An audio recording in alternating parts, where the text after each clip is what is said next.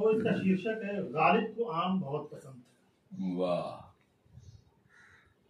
जब वे कार्यकर्ता थे तो पूरे देश में काट काट कर खाते थे आम।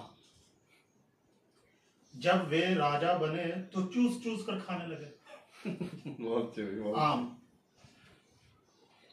काटने और चूसने की उनकी ऐसी आदत पड़ गई कि जब कम पड़ गए खाने को, जाहिर सी बात है आम, तो उन्होंने सबसे पहले अपने घर में काटा आम और भरपेट खाया।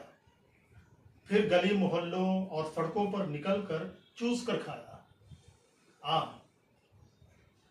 कपड़े बदल बदल कर उन्होंने अपने उदर विकास का मॉडल पूरी दुनिया को दिखाया और बताया कि विकास की उनकी भूख कभी खत्म ही नहीं होती। इसलिए हम एक हाथ से चूस कर खाते हैं और दूसरे हाथ से काट कर खाते हैं आम। बहुत बढ़िया, बहुत गालिब को आम बहुत पसंद है। वाह, अरे शानदार, क्या बात है भैया, शानदार है, शानदार है। वाह वाह। एक हो गया बस और ये जो आखिरी लाइनें हैं, माफ करते हुए कह रहा हूं, जी जी जी क्या गालिब को आम बहुत पसंद है? हाँ। गालिब को बहुत पसंद है आम। क्या बात है, क्या बात है, तो मुकर्रर है। बहुत सही, ये क्या बात है यार, एकदम एकदम। क्योंकि जो कविता जिस सांचे में जारी है तो आखिरी लाइन वैसी आती है। प्रोफेसर तुरंत कॉपी जांच देता है।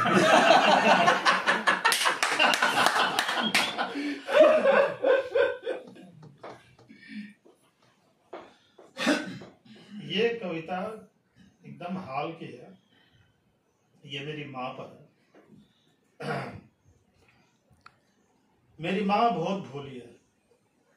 कोई भी दुकानदार से ठग सकता है, तभी तो उसके हाथ में कभी नहीं दिए गए पैसे है।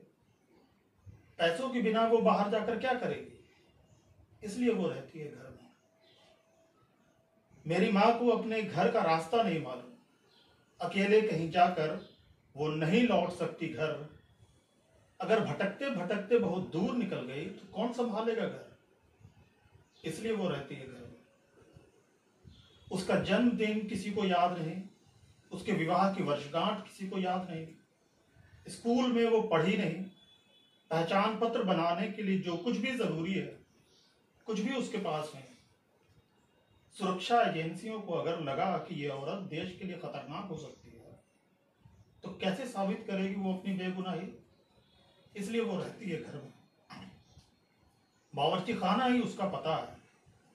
और मेरी माँ का मानना है कि जिसकी जो जगह है उसे वहीं खोजना चाहिए।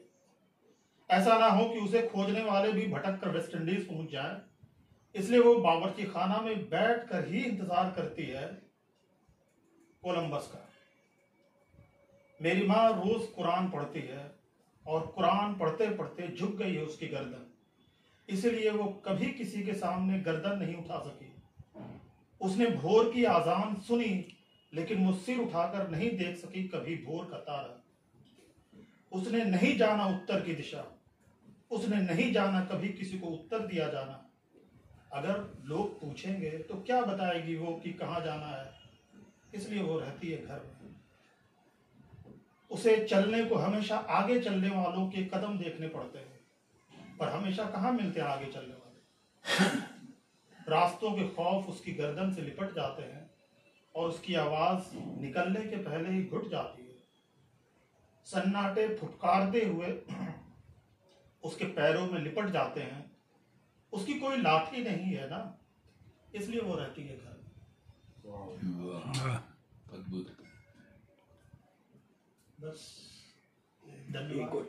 एक और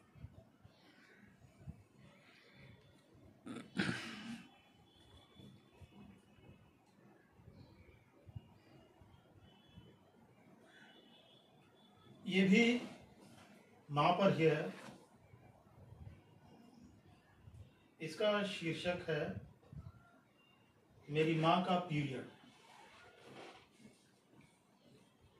मैं हमेशा अपनी माँ की गोद में सोया, लेकिन उसने कभी भनक नहीं लगने दी पीरियड जैसी बड़ी घटना की, जो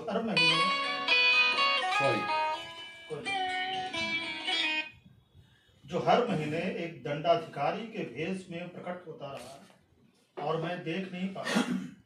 जब भी देखा उसे मुस्कुराता देखा। एक पुरुष का निर्माण इतना जरूरी था उसके लिए कि उसने अपने कश्मीर से कन्याकुमारी तक गुजरती रेल को हंसते हंसते सहन किया और आंच भी नहीं आने दी मुझ तक अपनी देह के धधकते इंजन को।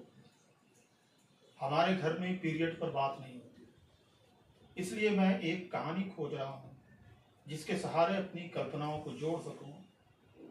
मैंने एक कहानी सुनकर ही जाना था अपनी माँ को ममतामयी। उसी कहानी के जरिए मैंने एक मूर्ति भी बनाई थी त्याग की। अब मैं एक कहानी खोज रहा हूँ या कविता भी, जो उस मूर्ति को तोड़कर मेरी माँ को वहां से निकाल सके। धन्यवाद। वाह।